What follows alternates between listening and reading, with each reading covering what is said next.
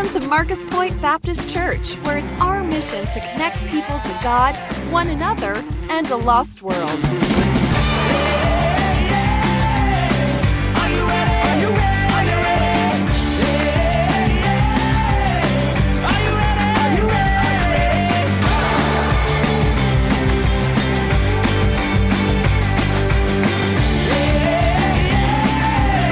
For everything Marcus Pointe, go to our website at pensacolachurch.org.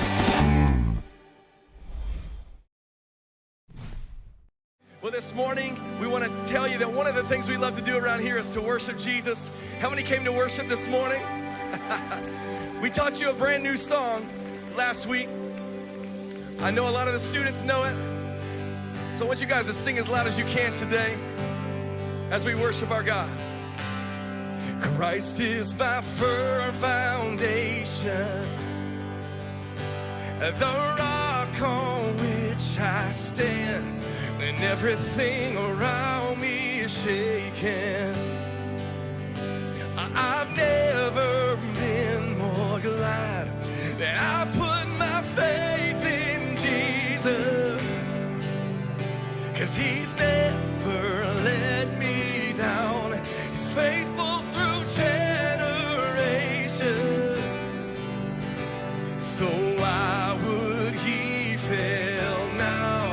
He won't. Hey, he won't. Come on, sing it with us. I've still got joy in chaos. I've got peace that makes no sense. So I won't be going under, no. I'm not held by my own strength, 'cause I built my life on Jesus. And he's never let me down. He's faithful in every season. So why would he fail? Now come on, choir. He won't. Come on, sing it out. He won't. He won't fail. He won't fail. He won't. No, no, no, no. He won't. He won't fail. He won't fail. Come on, let's go. Christ is my firm foundation, the rock on which I stand when everything around me is shaking. Sing it, church. I've never been more glad that I put my faith in Jesus, 'cause he's never let me down. He's faithful through generations. So why would he fail now? He won't. Somebody sing this out, come on. Hey, he won't. He won't fail. He won't fail. No, no. Anybody believe that this morning? Come on.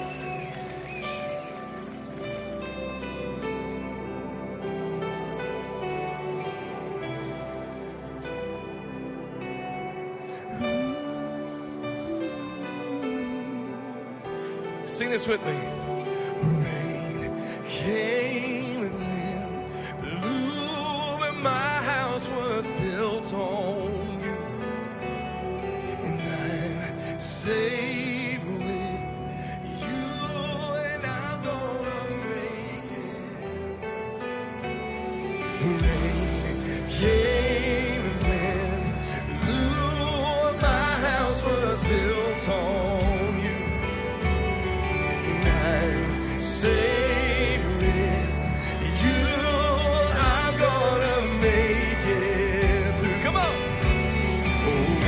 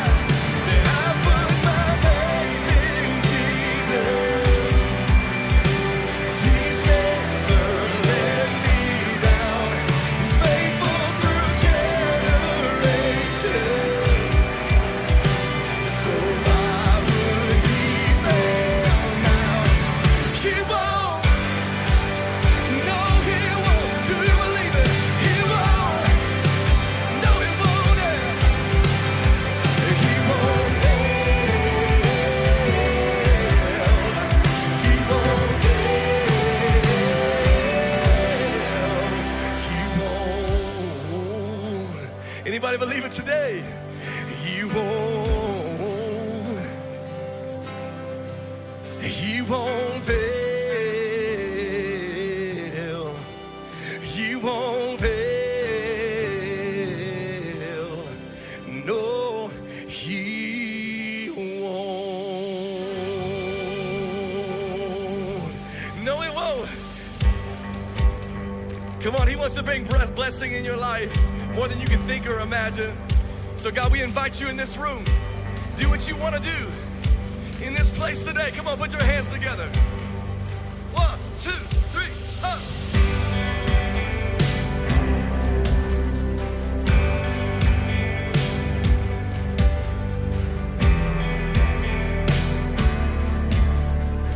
Every voice, come on.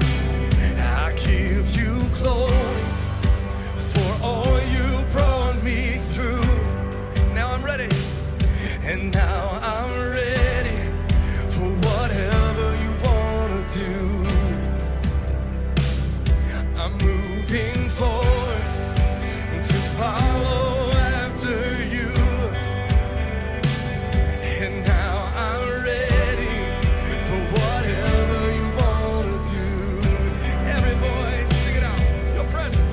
Your presence is an open door. We want you, Lord, like never before. Yes, we do. Your presence is an open door. So come now, Lord, like never before. Come on, Jacob, get over here. Sing it. In every season, your grace has been enough.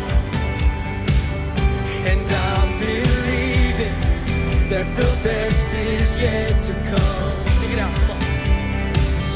The cross before me, and my hope on things above. Amen.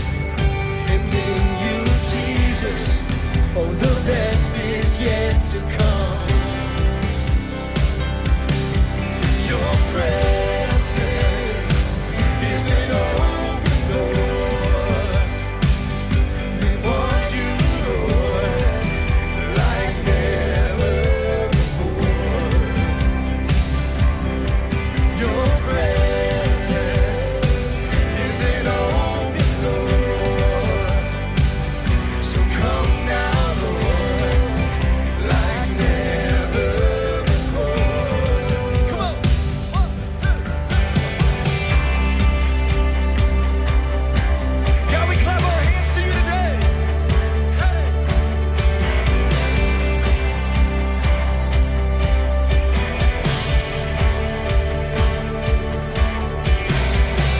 I know breakthrough is coming, and by faith I see a miracle. And my God made me a promise, and it won't stop now. No, no, no. I know breakthrough is coming, and by faith I see a miracle. And my God made me a promise, and it won't stop now. I know breakthrough is coming, and by faith I see a miracle.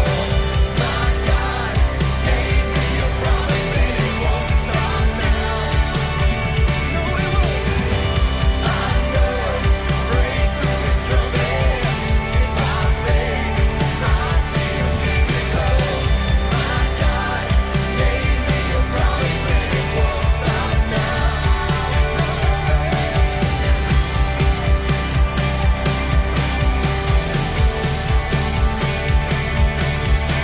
Oh, it won't stop now. Won't stop now.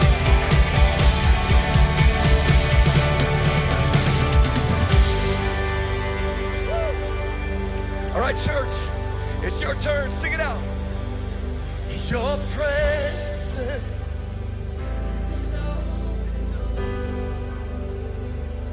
We want you, Lord, like never before. Somebody Somebody sing it out. Your presence is an open door. Yes, it is. So come now, Lord, like never. Come on, let me hear the church sing. Sing it again. Your presence.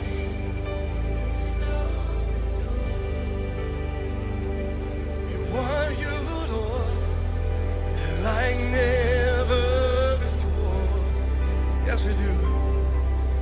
Your presence is an open door. So come now, Lord, like never before. Just come, Lord, come in this place. Oh, just come in this place. One more time, church, let's just sing. Your presence is an open door. So come now, Lord, like never. Do something different today. Your presence is an open door. Do you want Him? We want you, Lord, like never before. Church, you may be seated. Prepare your hearts for an amazing testimony, for an amazing man. Would you put your hands together for our maintenance director as he comes today, Mr. Brad Kane.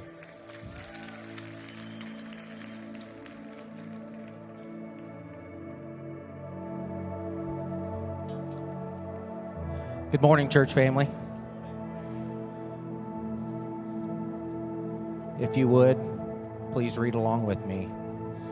The Lord is my shepherd, I shall not want. He maketh me to lie down in green pastures. He leadeth me beside the still waters. He restoreth my soul. He leadeth me in the paths of righteousness for his name's sake. Yea, though I walk through the valley of the shadow of death, I will fear no evil, for thou art with me. Thy rod and thy staff, they comfort me. Thou preparest a table before me in the presence of my enemies. Thou anointest my head with oil. My cup runneth over. Surely goodness and mercy shall follow me all the days of my life, and I will dwell in the house of the Lord forever. Thank you.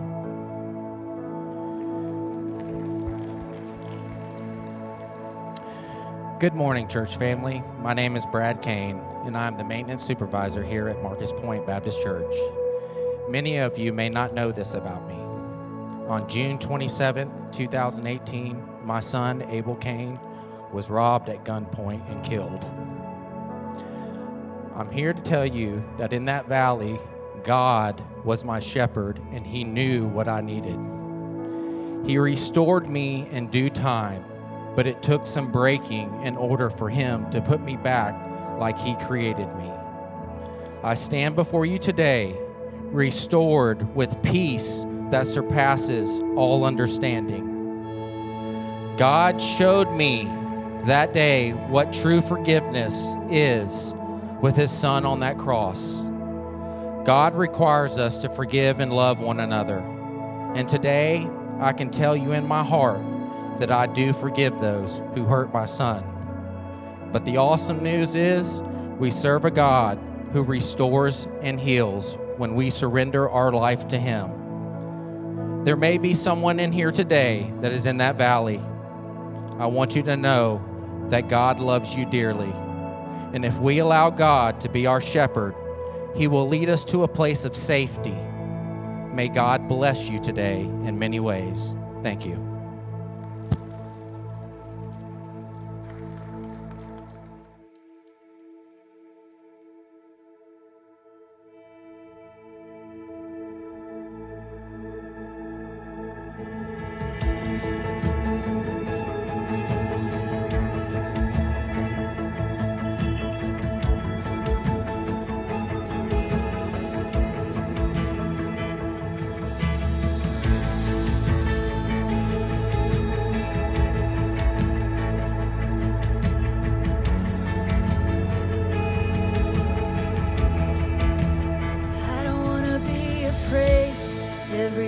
time I face the waves. I don't wanna be afraid. I don't wanna be afraid. I don't wanna fear the storm just because I hear it roar. I don't wanna fear the storm.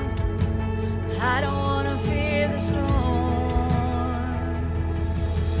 Peace be still, say the word, and I will set my feet upon the sea till I'm dancing in the deep. Peace be still, you are here, so it is well. Even when my eyes can't see, I will trust the voice that speaks.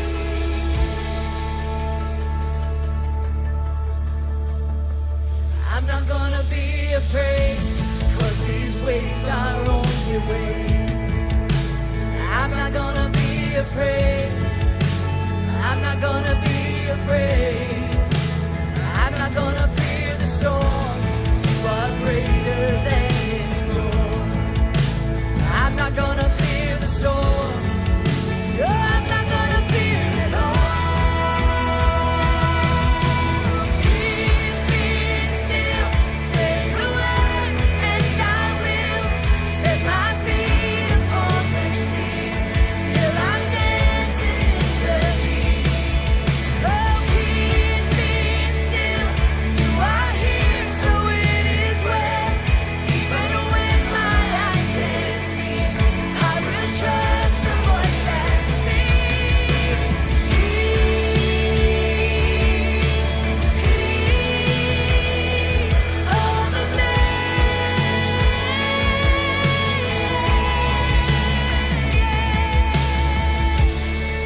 You say peace, peace. Speak peace to our hearts right now, Lord. Let faith rise up, oh heart, believe. Let faith rise up in me. Rise up. Let faith rise up, oh heart, believe. Let faith rise up in me. Lift your voice. Let faith rise up, oh heart, believe. Let faith rise up in me. Let faith rise up, oh heart, believe. Let faith rise up in me. Peace be still, say the word, and I will set my feet upon the sea till I'm dancing in the deep. Peace be still, you are here, so it is well. Even when my eyes can't see, I will trust the voice that speaks.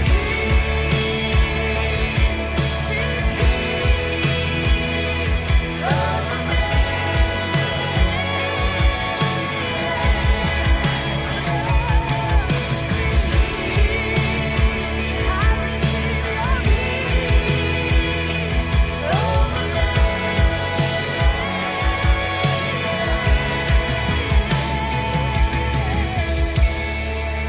Speak peace. Thank you for your peace, Lord. Thank you, Jesus. Your peace passes understanding. Holy Spirit, speak.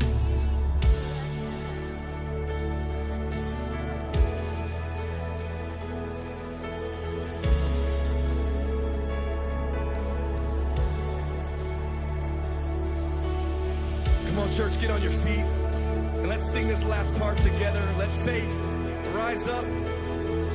Come on, every voice. Let faith rise up, oh heart, believe. Let faith rise up in me. Come on, rise up. Let faith rise up, oh heart.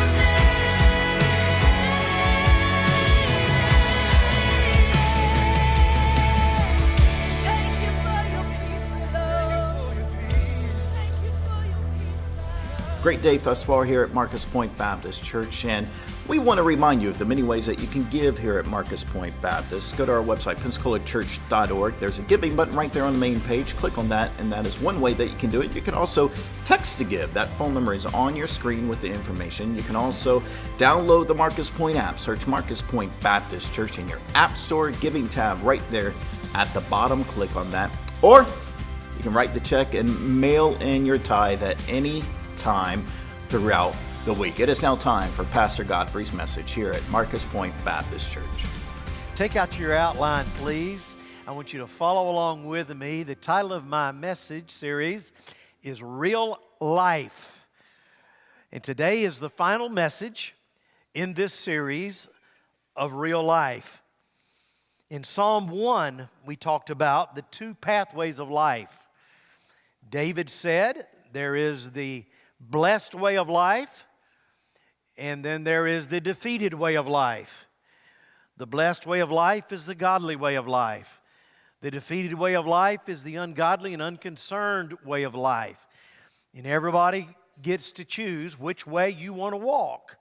You can walk on that way that leads to solid footing, and you can be like a tree planted by the rivers of water that bringeth forth your fruit in your season, or you can choose to go the opposite of that and live a life of unconcern. It's your choice.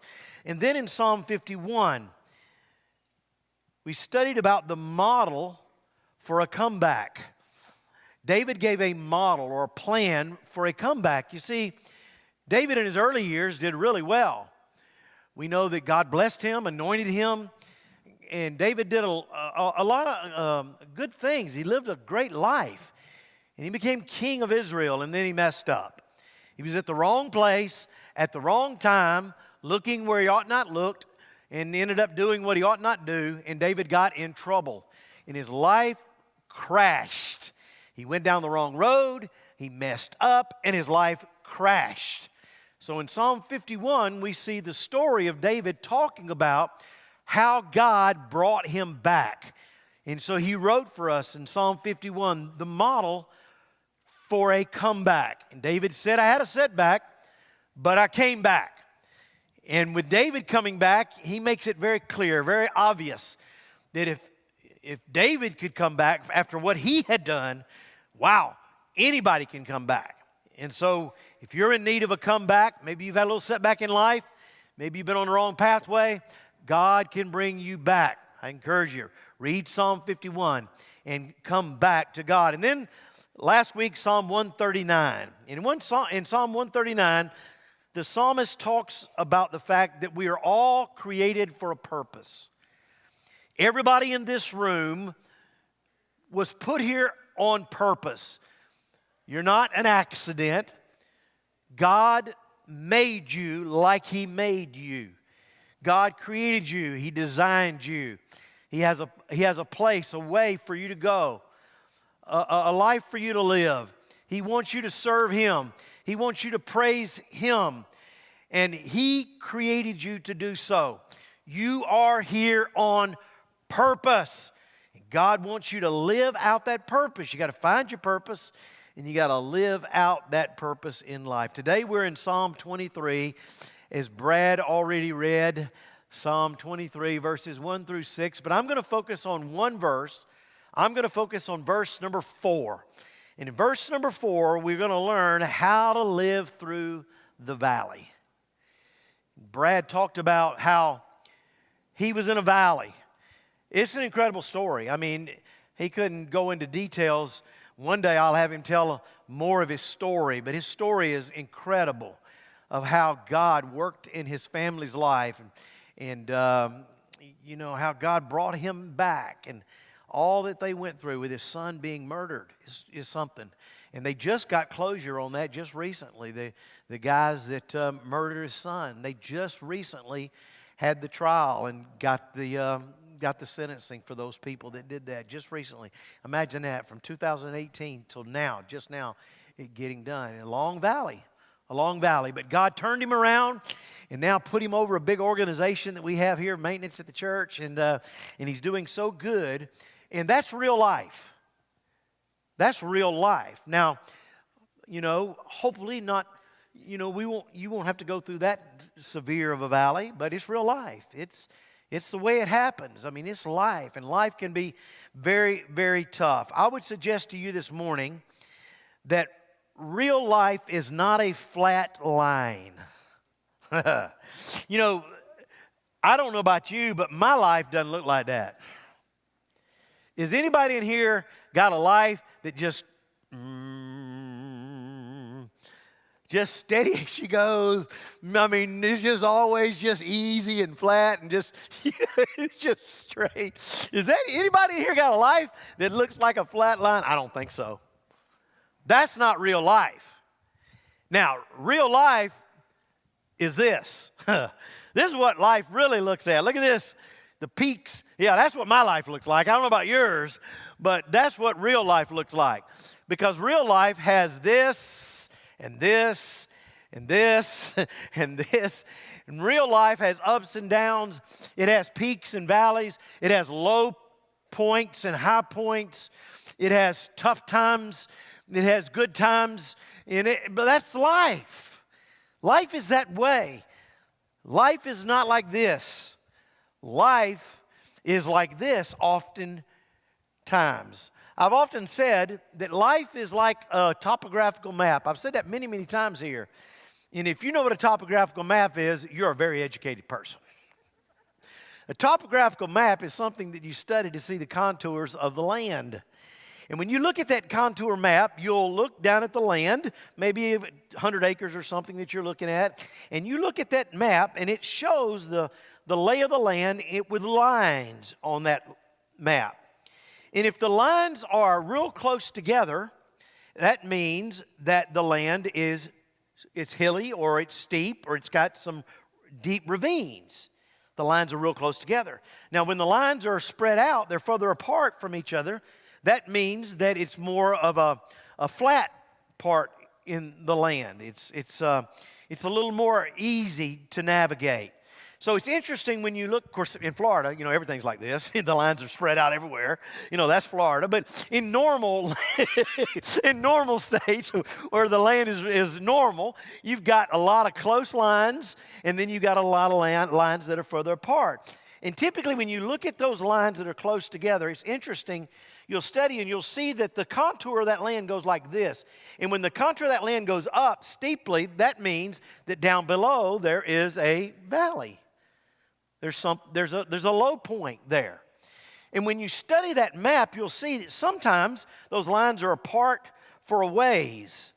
And so that means that the valley is kind of long and it's kind of wide, and and it goes for a while.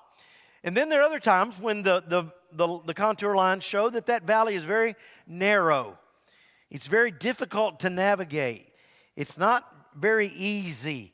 And it's probably a shorter valley, but it can be very, very difficult to walk through. And so when we think about life as a topographical map. And the valleys that are on that map represent the valleys in your life and in my life. They're the places sometimes that we walk through that are at the bottom of a steep ravine, or maybe they're spread out for a little ways, and it takes a while to get through that valley. You got to walk through that valley over time. Irregardless, the truth of the matter is there are valleys in life.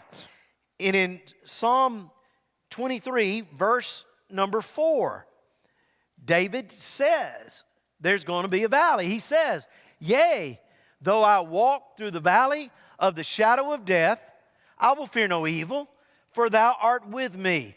Thy rod and thy staff, they comfort me."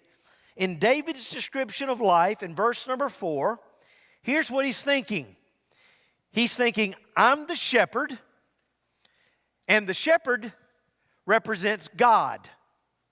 And then he says, I have sheep, and these sheep represent people. So God is the shepherd, and the sheep are the people. And David says that all of the sheep are at some point in time going to navigate through a valley. And the shepherd is the one that helps those sheep get through the valley. So as we walk through verse number 4, that's the only verse that I'm going to talk about today, we're going to learn how we can survive, not only survive, but endure. But not only endure, but how we can prosper. We can be successful when we go through the valley. I hope you're ready to listen and write down some things that I hope will help you. Number 1, write it down. In verse number 4, we see the certainty of the valley. The certainty of the valley. David says, yea, though I walk through the valley. You know, when I read that, I read it like this. Yea, buddy, we going through the valley. Yeah, buddy, get ready. You going through a valley. David says valleys are a certainty. He says, just get ready to face life, and life has valleys. So David is sitting there, and he's contemplating his life, and he's contemplating how he's going to deal with these sheep, and he realizes that dealing with these sheep means he's going to have to take these sheep through some valleys. Now, I know you've done this, but this is kind of a rhetorical question. But have you ever looked at somebody's life and thought, man, I wish my life was like his life? I mean, that guy's got it all together. Look at him. He's on top of the world. I mean, he looks like he's got it all figured out. Everything's good in his life. Look at him. Or look at her. Man, they got it all. They got it made in the shade. I mean, they just got it all going on. Have you ever thought that about somebody? Sure you have. Truth of the matter is, if you set that person down and you talk to them, I'm going to bet you're going to find out that there have been some times in their life when they were not on the mountaintop. You're going to find out that those people, that person, walked through some tough times to get to where they are. Because life has valleys. And no matter if you're on the mountaintop and things are seemingly all good, that doesn't mean that there's not valleys in your future or valleys in your past. Doesn't even mean that you're not going through one right now. I guarantee you talk to people that are successful in life and they have had valleys. There's a certainty, David said, about valleys. I got a little hunting camp up in Walnut Hill.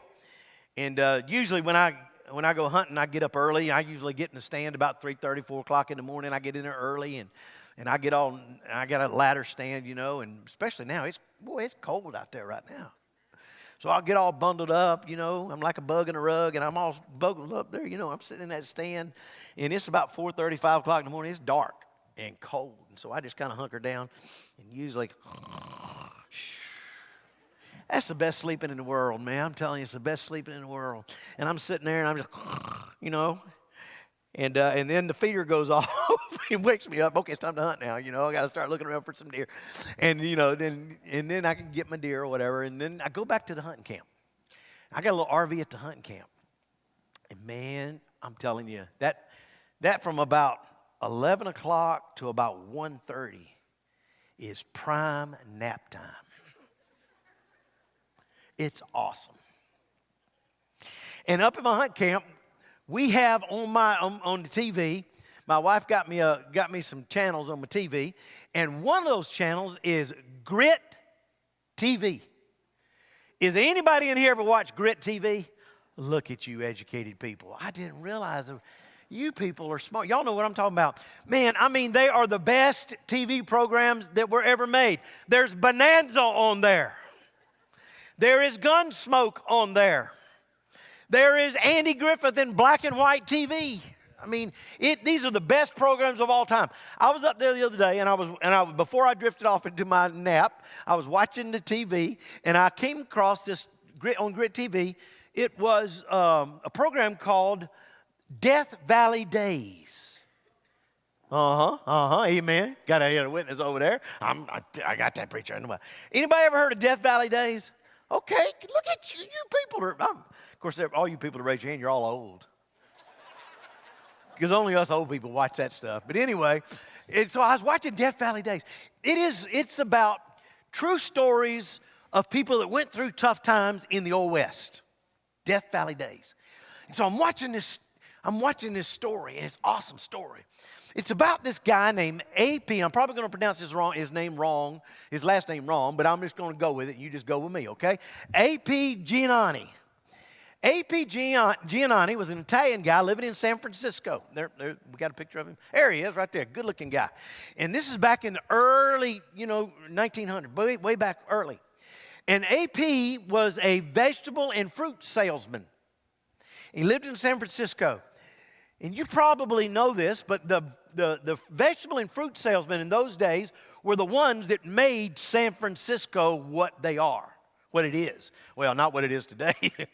I'm not going to say what it is today. But anyway, back in the early days when it was great, it was a great city. It was made by the vegetable and the fruit salesmen. Well, it came a time when there was 2 banks that ran the city. They loaned all the money. And some of these fruit salesmen and vegetable salesmen needed to borrow some money. But these banks were uppity, and they wouldn't loan the money to a vegetable and fruit salesman, Italian fruit salesman. They wouldn't loan them any money. And so these guys were struggling. These young men, these middle-class people were struggling. They couldn't get any money from these high-class banks in San Francisco. And so along comes A.P. Giannani, and he gets an idea. I'm going to start a bank. And I'm going to call it the Bank of Italy in San Francisco. He was an Italian. He said, I'm going to call it the Bank of Italy. And so he gathered up about $80,000. And he started this bank. And he loaned money to these people on a handshake. They didn't have to come with any collateral. They didn't have to come, with anything to put down. They just came and wanted to borrow money. They shook on it, and AP loaned them the money. And that started going, and people started coming like crazy. Well, then they wanted to have a place to deposit their money. So then they started depositing their money in AP's bank. It goes along for a couple of years, and then comes 1906. 1906 in San Francisco, an earthquake happened. Some of y'all have read about the horrible earthquake of 1906. And the city of San Francisco was devastated. It was destroyed. And the 2 major banks, other than AP's bank, were shut down. Their vaults were sealed up because of all the fires in the city. They couldn't get to their money. So everybody that needed money had to go to AP. And so AP set up, get this now. Man, I wish banks did this today. He set up a table on Main Street in San Francisco. And people would come to that table, and AP would loan them money, and they would deposit money at the table. It was over a handshake. They'd sign a note, do a handshake, and that was it. And so AP's bank started flourishing. I mean, it started growing like crazy. People started bringing in money. There were no other banks there. So he had a corner on the market. It turned out that even those 2 high-class banks had to turn to AP and work with him in order to loan money and to deposit money. And so AP's bank flourished and grew and grew and grew. And the Bank of Italy became the Bank of America. And today, Bank of America started because of an earthquake in 1906 in San Francisco, California. AP took that tough, difficult time, and he lived through it, and he learned the lessons of the day, and he turned it into a success story. Here's what I'm saying to you. You're going to have some valleys come in your life. David said, it's certain. How you going to face them? Write this down. David made a choice, David contemplated, I should say. Let me get it in order here. David contemplated what he was going to do with the valley. Here's what he said. Yeah, buddy, we going through the valley. But he said, I will fear no evil. Now you can see David. David a young man sitting on the side of the hills right outside of Bethlehem. The sheep are gathered around him. Listen now, he looks down and he sees the streams that run into the river, and then across the river, he can see the green pastures. And in order to get to the green pastures, he realizes that he's got to walk through the stream. He's got to somehow get across that river, and then he's got to walk through that valley that leads to the green pastures. So as he's up here in this elevated position, he can see all of this that he's going to have to go through, but he realizes that if he goes through it and he makes it through the other side, he's going to end up in those beautiful, wonderful, blessed green pastures. And he's thinking, I'm the shepherd. I've got the sheep. I have to maneuver them through these valleys so that they can get to the green pastures.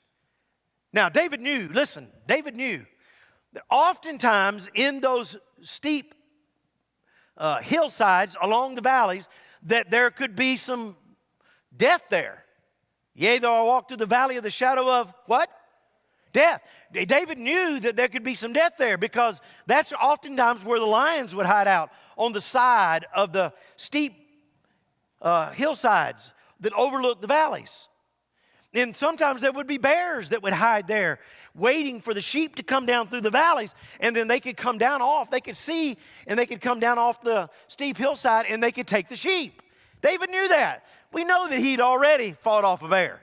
He'd learned the lessons of the valley already. He'd already fought off a lion. We know that. He'd already done that in his younger days. So David had already contemplated the devastation that is possible. Listen to this, the possible devastation in the valley. He already knew that death was possible in the valley, but he said this. He said, death is nothing but a shadow.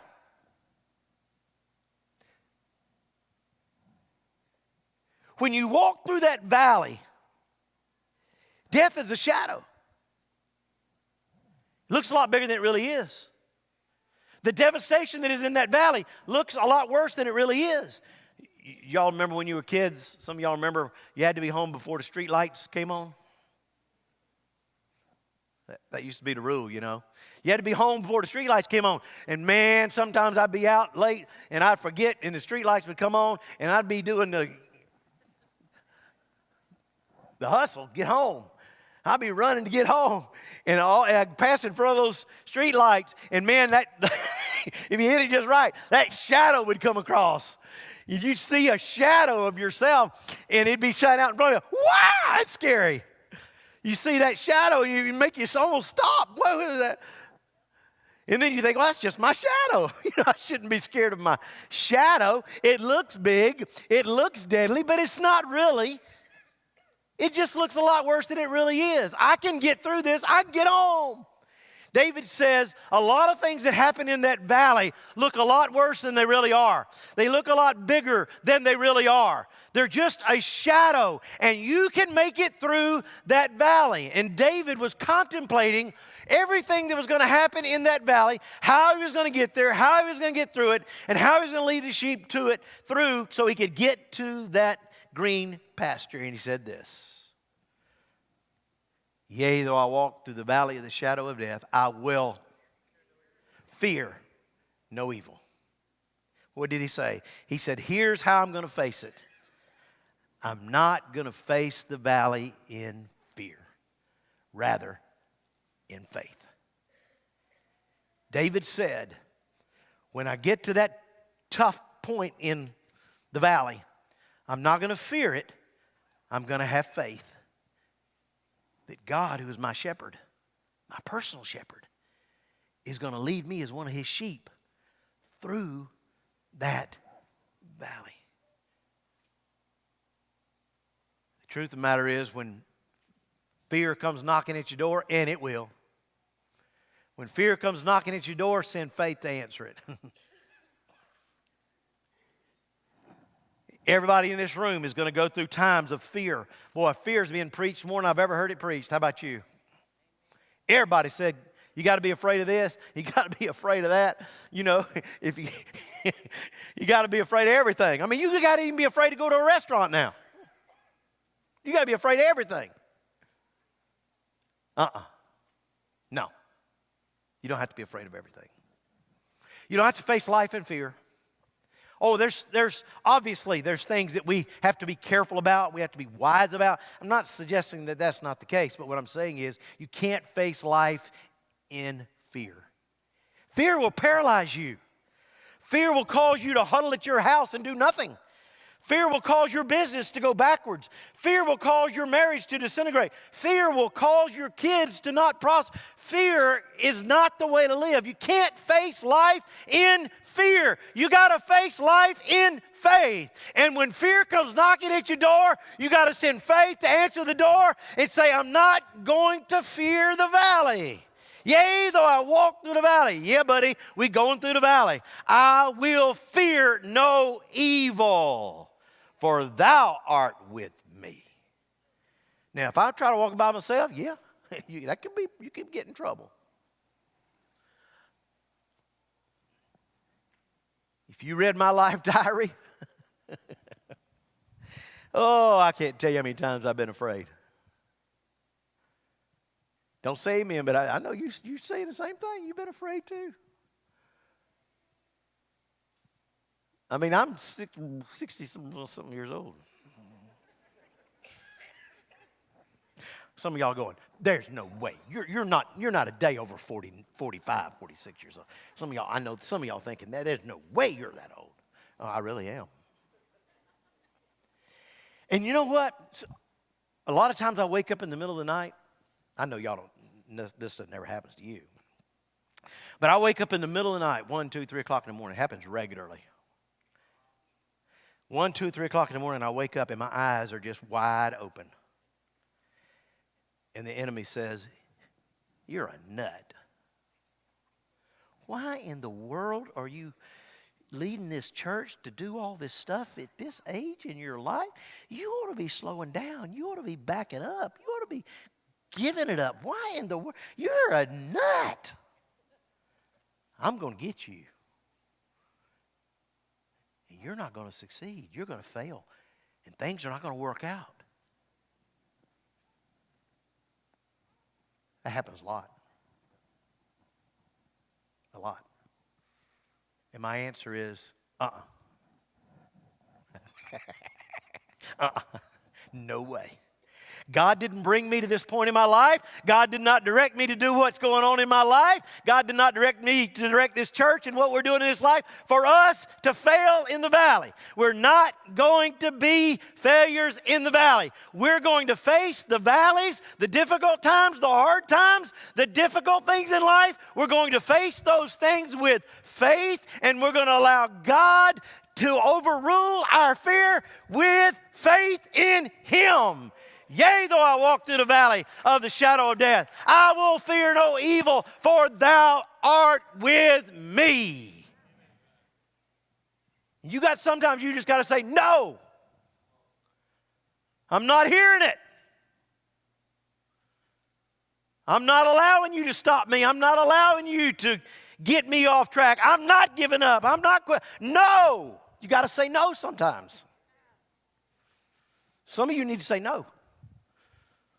Some of you just down and out, you just beat up, you live in the life of fear and failure, and you just all discouraged in your life, and it's nothing more than the enemy just directing you to be discouraged and to be fearful, and you just need to say, no.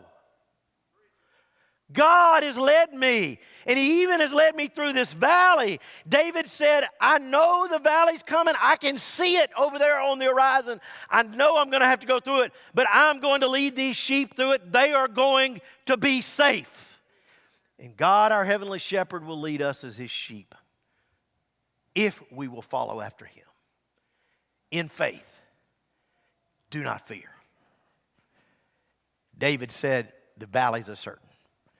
And he said, I can see them coming, but I will fear no evil. And then he said this. He made his choice, David's choice. He said, here's why. Because thou art with me. And listen to this. He said, thy rod and thy staff, they comfort me. David said, I've got a tool in my hand that is used for a purpose. You see, that rod, that staff that David had was one tool that was used for several different purposes. And God is telling us today that He will, in your life, use that tool in your life as well. We've all seen a shepherd's staff. You got a picture of it. That really looks a lot more like a walking cane, but that's really a shepherd's staff, okay? It's a lot smoother and nicer looking than a real shepherd's staff looks like. A real shepherd's staff is big, and it's good size, and it's all rough, you know. Probably got some blood stains on it. But this shepherd's staff, listen, it's just one tool, but it's used for several different things. Number one, the shepherd uses that staff when he's walking through the valley leading the sheep. He's walking through there, and he uses that staff as a walking stick to help navigate the terrain, because the terrain is not always easy to walk on. And so he uses that walking staff or stick or rod to navigate through the valley. When you're allowing God to lead you through, He's giving you the ability to navigate through the valley. And there are times when you get tired, you can lean on that stick. There are times when the terrain gets really tough and you need some help to get through it. You use that walking stick, that staff, to put some guidance into your footsteps and to help you to be able to walk straight. Several years back, my son Greg and I, we went to the mountains in Montana. We went elk hunting. And these are the real thing. These are real mountains, 5, 6, 7, 8,000 feet. And we were elk hunting. And, I'm a flatlander. Not only that, I'm a flatlander with, not very long, strong legs. And I was trying to walk these mountains, and the guy that was with us said, Pastor, let me help you. And he went over and he got a big old piece of wood, and he cut it here and here, and he whittled on a little bit, and he made me a walking stick. And he said, as you walk along here when we're hunting, he said, use that stick. He said, you can lean on when you get tired. He said, you can, when you get on the side of the hill, because you're trying to keep from falling off the side of the hill. He said, put that stick down like this, and it'll help you walk on the side of that stick. He said, when you're going up the hill, up the mountain, he said, take that stick and plant it in the ground in front of you, and pull yourself up. And he said, that stick will help you to walk through the tough places on this mountain. And it made it so much easier when I allowed that walking stick to help me. Friend, listen to me. You got the Bible. God leads you through His Word. You got Christian friends that are walking sticks for you. You got a church that loves you and cares about you, that wants to help you navigate the tough times. You got the Holy Spirit living within you that will help you to make those decisions, that you can lean on Him and get direction from Him during those tough times. God has given you a staff, a rod and a staff. Not only does that staff help you to have something to lean on and something to guide you, but you know this, that staff was also a weapon. Now, you got to understand, what the shepherd would do is he'd turn this around, and this part would become a weapon. That's why I said it's not a little old bitty baby looking walking cane like this. The thing was hardy, it's hefty. And you could whack something with that thing. And if a bear came, what'd you do? You whacked him. Left-handed, you whack him like that. If a lion came, what'd you do? You fought him off. See, David had already done that.